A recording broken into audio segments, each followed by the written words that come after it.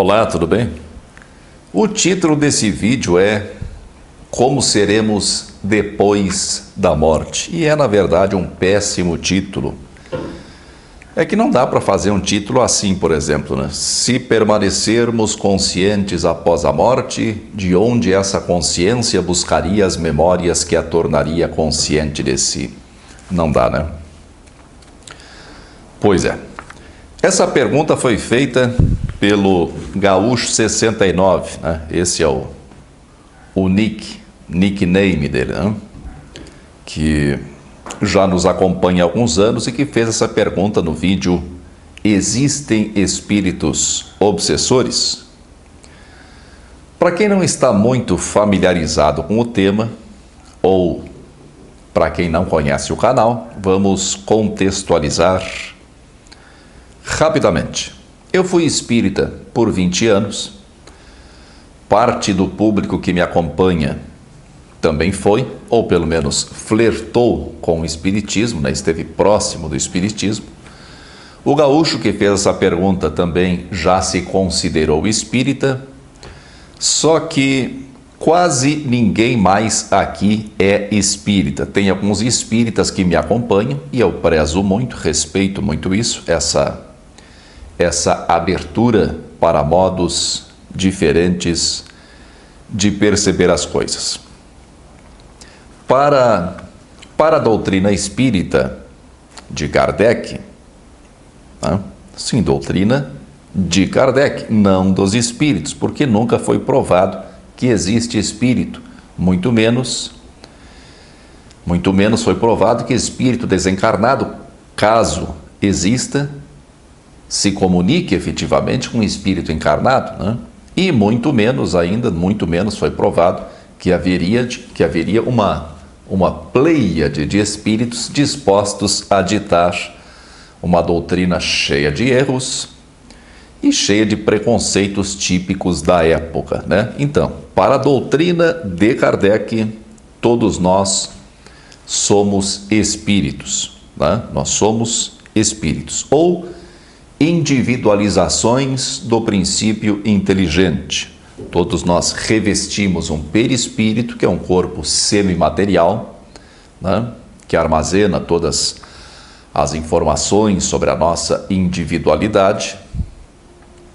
E de tempos em tempos, quando nos sentimos dispostos a mais uma jornada de aprendizado esse necessário para o nosso progresso como espíritos, nós encarnamos. Utilizamos-nos, então, né, de um corpo carnal, parecido com esse daqui, não tão bonito, né? Isso aqui só em casos especiais. Mas utilizamos-nos de um corpo carnal do animal terrestre mais apto a manifestar o princípio inteligente individualizado, né? O animal, esse no caso, é o humano. Quando esse corpo carnal ficar sem condições de uso, por desgaste ou avaria, nós desencarnamos e retornamos para o que Kardec chamou de erraticidade. Kardec não deu muitos detalhes sobre como seria a erraticidade, mas, de modo geral, conforme o nosso adiantamento moral e intelectual, permaneceríamos mais ligados ou menos ligados às coisas materiais. Quanto mais adiantados, mais desligados das coisas materiais, das coisas mundanas, das coisas carnais. Então nós analisaríamos nossa última passagem pela matéria, reunir-nos-íamos com espíritos com que tivéssemos afinidade e discutiríamos maneiras de vencer as nossas limitações em uma próxima reencarnação. E esse processo se repetiria muitas vezes, podendo passar para outros mundos conforme o nosso adiantamento. Em síntese, é isso. Até que chegasse o dia em que não precisássemos mais reencarnar, de tão adiantados, de tão purificados. O que faríamos então? Ninguém sabe. E isso ninguém se atreveu a especular. A pergunta do gaúcho foi a seguinte: se permanecêssemos conscientes após a morte, de onde essa consciência buscaria as memórias que a tornaria consciente de si? Como ele mesmo sabe, para o Espiritismo, a resposta é fácil, né? E aqui, não apenas para a doutrina, mas já englobando, né, o Espiritismo popular brasileiro e outros autores, alguns autores ilustres do Espiritismo, a resposta é fácil: o perispírito, né? O perispírito é o invólucro semimaterial do espírito, guarda as suas memórias. Não só as memórias, como todas as informações do espírito. Para quem é espírita, então, essa questão não apresenta a menor dificuldade, a não ser que se baseie exclusivamente em Kardec, porque Kardec não fala sobre isso. Eu continuo achando a teoria espírita muito bem construída. Eu deixei de ser espírita por descobrir fraudes, plágios, mentirinhas bem intencionadas e por perceber que no final das contas nada foi provado. Não foi. Não foi. Hoje todo mundo tem um celular na mão, né? Todo mundo. Aqui em Porto Alegre até os mendigos, de verdade. Então todo mundo tem um celular na mão que tira fotos em alta resolução e aí os espíritos estranhamente não estão mais interessados em se materializar, em produzir raps, né? As batidas, escrita direta, né? O cara abre a gaveta, tem uma carta escrita direto pelo espírito, né? E tantos outros fenômenos elencados na literatura. O Renato respondeu ao gaúcho dizendo o seguinte: não é esse tipo de consciência que permanece, mas uma que não está ligada a memórias, algo que você pode perceber em uma meditação profunda. E o gaúcho responde: mas isso não seria a mesma coisa que deixar de existir?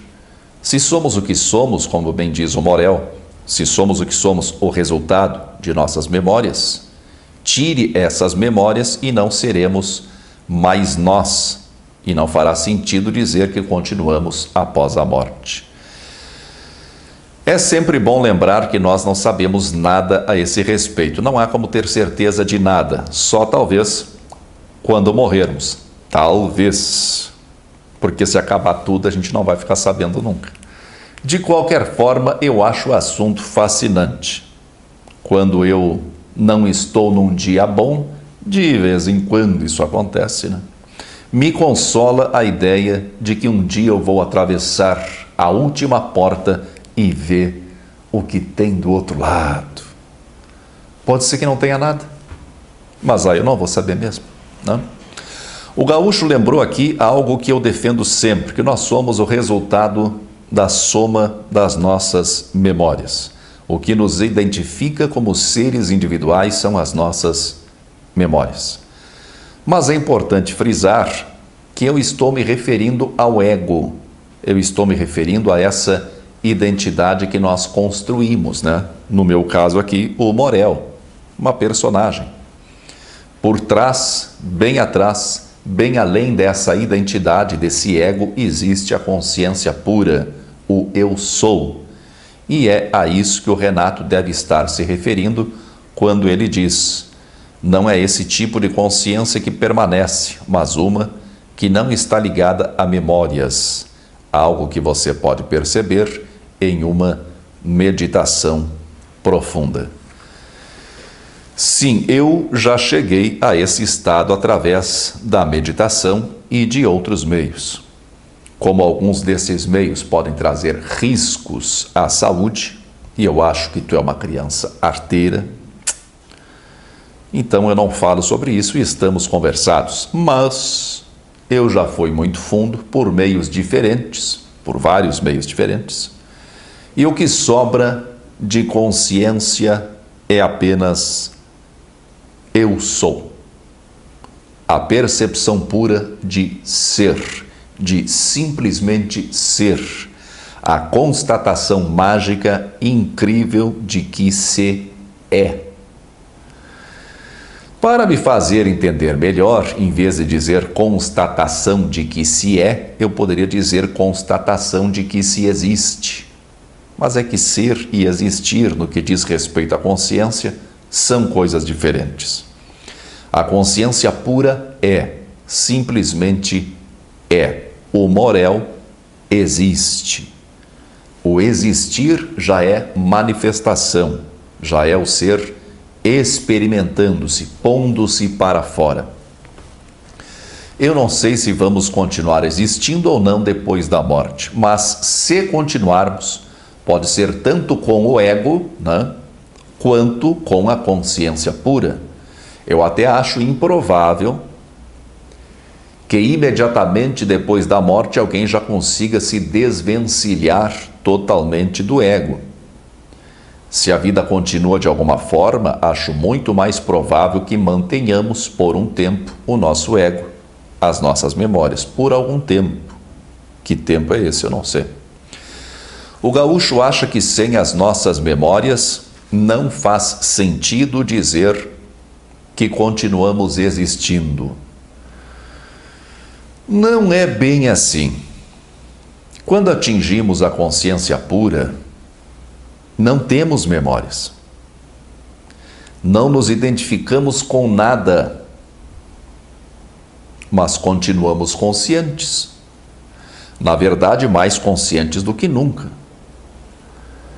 Mas eu dizia que, se a vida continua de alguma forma, acho muito mais provável que mantenhamos por um tempo o nosso ego, as nossas memórias. E aí surge a dúvida do gaúcho: se ele não tem mais corpo físico, de onde então tiraria essas memórias? Nós estamos aqui especulando sobre o completo desconhecido, né? Vai aparecer mais tarde alguém nos comentários aqui para dizer exatamente como é, mas, né, ele está enganado, porque ninguém sabe. E um erro primário que nós cometemos ao especular sobre o desconhecido é basear nossas especulações, é construir nossas especulações a partir daquilo que nós conhecemos e temos como certo. Podemos notar que em grande parte das mitologias, o pós-morte apresentava o que cada povo mais gostava, né? O que cada povo mais valorizava. Lindas virgens, caça abundante, muito trago, né? Bebida alcoólica, né? Essas eram as coisas primordiais para um homem. Aliás, são coisas bem interessantes até hoje. Acredito que a maior parte dos homens heterossexuais valorize muito churrasco, trago e mulher. Os caras na antiguidade fizeram disso o céu deles, né? O pós-morte deles.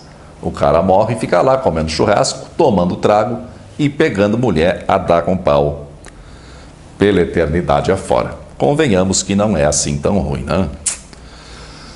Mas o que muitas experiências com estados alternativos de consciência me mostraram é que nada é o que parece ser. É mais do que justificado que nós tenhamos como base o que nós conhecemos aqui, né, da nossa vida material. Mas isso é apenas um programazinho em que nós estamos momentaneamente presos, né, e condicionados a esse programa. Nada é o que parece ser. Conforme nós nos afastamos do ego numa experiência, nada disso faz mais sentido. Eu não acho de maneira alguma que existam regras rígidas para todos nós, né, no que diz respeito ao pós-morte. Eu acho perfeitamente possível que alguns continuem conscientes e outros não. Acho até que o mais provável é não manter a consciência. Nos últimos anos, de alguns anos para cá, eu tenho a impressão de que o instante da morte é fundamental para a libertação do ego, para deixar o ego para trás, com gratidão e amor, e entrar para a paz total, algo semelhante ao nirvana dos budistas, ou ao conceito de vida eterna apresentado no Evangelho de João. Nesse caso, pessoas que não estão lúcidas na hora da morte, que não se dão conta de que vão morrer, não passariam por isso. Sei lá. Por outro lado, para quem considera os relatos de EQM, né, as experiências de quase morte, como indícios importantes de que continuamos existindo depois da morte, há relatos de pessoas que sofreram acidentes, né? Como é o caso de um acidente de automóvel, uma coisa absolutamente repentina, né? Em que perderam completamente a consciência no instante do acidente e que depois recuperaram a consciência e observaram o que estava acontecendo completamente lúcidos. Então, essa impressão que eu tenho de que o instante da morte é importante, isso se deve, na verdade, às minhas experiências de projeção consciente. Para se projetar, é preciso uma vontade total, uma vontade inabalável. A técnica é o que menos importa. E quando nos projetamos, num instante nós estamos aqui e no instante seguinte estamos lúcidos, conscientes, mas já fora do corpo físico. E o corpo físico está dormindo. Por isso imagino que uma morte lúcida deve ser muito interessante. Em uma fração de segundo, repassamos a vida inteira pela mente, né? O famoso filme que passa pela nossa mente. Agradecemos por tudo, perdoamos tudo e todos e nos diluímos em amor e paz. Credo, deve ser muito lindo.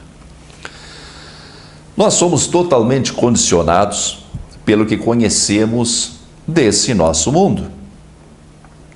E a verdade é que quanto mais conhecemos, parece que mais condicionados ficamos. Para alguém que tenha um razoável conhecimento em física, por exemplo, pode ser muito difícil de imaginar algo não físico, né? Como seria o caso da manutenção de memórias depois da morte do corpo físico. Se não tem mais o cérebro, então de onde saem as memórias? Kardec, embora não tivesse exatamente esse problema em mente, né, mas ele englobou a resolução, a solução de uma série de problemas, criando o conceito de perispírito, né? Então ele resolveu brilhantemente esse problema com o perispírito, o corpo do espírito, né? Então o corpo do espírito, de fato, seria o perispírito. O corpo carnal seria como uma roupa do espírito, que ele troca de tempos em tempos, quando resolve tomar um banhozinho, né? Em experiências como projeção consciente, sonho lúcido e experiência de quase morte, nós estamos revestidos de um corpo. Nessas experiências eu nunca tive EQM, mas pelos relatos sei que é mais ou menos a mesma coisa. Então nós nos vemos e nós agimos com um corpo em tudo semelhante ao corpo físico, é como se fosse o corpo físico. É claro que o fato de termos um corpo, de nos manifestarmos através de um corpo nessas experiências, não prova que a vida continua depois da morte do corpo físico, nem prova que permaneçamos com este segundo corpo, que podemos chamar de corpo astral ou perispírito, depois da morte, mas que é um indício, é. Se for assim, a pergunta estaria respondida. Carregaríamos nossas memórias no corpo astral, ou, se você preferir a nomenclatura de Kardec, no perispírito. O Renato disse ainda o seguinte: bom, o nosso ego, ao qual estamos apertados, certamente deixa de existir. Por que será que o ego deve deixar de existir? Eu acho isso possível, é uma possibilidade, mas não que certamente isso aconteça. Por que certamente? Será mesmo que todos os habitantes do planeta morrem? Permanecem conscientes, mas sem o ego? Nós nos achamos seres muito complexos, e isso não é bem verdade. Às vezes parece, mas não é bem verdade. Na verdade, nós somos um programa, e muitas vezes um programa viciado. Pensamos quase sempre as mesmas coisas, fazemos quase sempre as mesmas coisas, temos sempre os mesmos interesses e nutrimos 2 ou 3 sentimentos diferentes. A maioria é assim, a esmagadora maioria é assim. É um programinha simples. Se imaginarmos que a grande massa é assim, né, que são realmente programas muito simples, pouco explorados e viciados, né, utilizando sempre apenas as mesmas funções, uma pessoa dessas, quando morre, se ficar alguma coisa depois de um tempo, seria apenas um padrão de sentimento e pensamento. Só o sentimento e pensamento, despersonificado, como uma ideia vagando no espaço. Um bom exemplo disso é uma cena do livro 100 Anos de Solidão, um excelente livro de Gabriel Garcia Marques, um dos melhores livros que eu já li. A certa altura, uma personagem está num quarto, né? Passa para a peça ao lado do quarto e dá no mesmo quarto. Então vai para a peça ao lado e está no mesmo quarto, e assim sempre. E também era sempre segunda-feira, começa um novo dia e ele percebe que ainda é segunda-feira. E no dia seguinte acontece a mesma coisa, e assim sempre, indefinidamente. Aquele ego, ou aquele resto de ego, ficaria num looping, né? Andando em círculos, completamente despersonificado, apenas um ou mais pensamento, né? Um sentimento e uma cena se repetindo indefinidamente. O gaúcho argumenta o seguinte: toda a consciência deixaria de existir. Podemos admitir que o bebê, antes de nascer, já possa ter uma consciência, pois de alguma forma está consciente, já conseguiu registrar experiências, teve sensações, ouviu. Mas e a consciência desencarnada?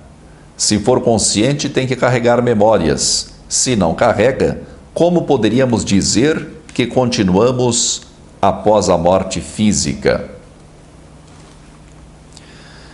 Se for consciente, tem que carregar memórias, é o que ele diz. Se for consciente, tem que carregar memórias. Nesse ponto em particular, as minhas experiências, e eu acho que as experiências de muitos outros também, provam para nós, evidentemente, né? Essas provas são muito subjetivas, não tem como provar para os outros. Mas provam para nós que a consciência pura não está contaminada com memórias. A experiência de ser só consciência é justamente ser. Você pode entender ser como existir. A experiência de ser só consciência é justamente ser sem ter memórias, sem ter um ego. Ser só consciência. Ser só consciência é saber que é, saber que existe, ser testemunha de seu próprio ser. Só isso.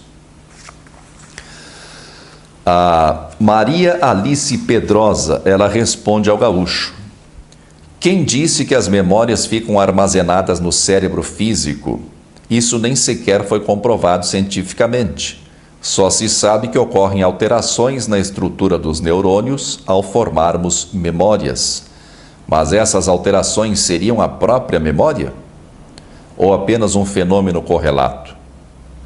E quanto a perdermos memórias, quando sofremos lesões no cérebro, isso também não é prova.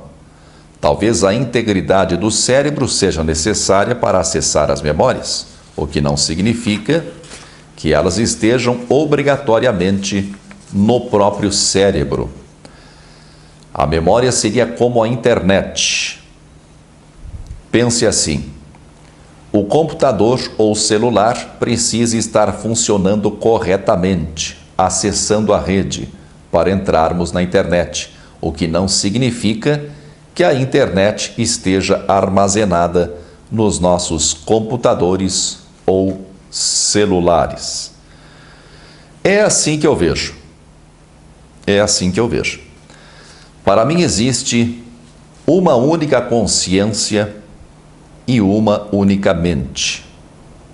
O que nós entendemos como mente individual, né, quando nós dissemos que nós temos uma mente, isso seria o conjunto de funcionalidades do corpo, porque o corpo evidentemente integra a mente, e o conjunto das informações que nós conseguimos captar da mente, né, através dos sentidos físicos e do uso do intelecto. Para mim, o cérebro é um filtro que capta da mente apenas aquilo que ele entende como sendo necessário para a nossa sobrevivência. O cérebro é uma espécie de guardião da nossa sobrevivência como indivíduos, né, como ego.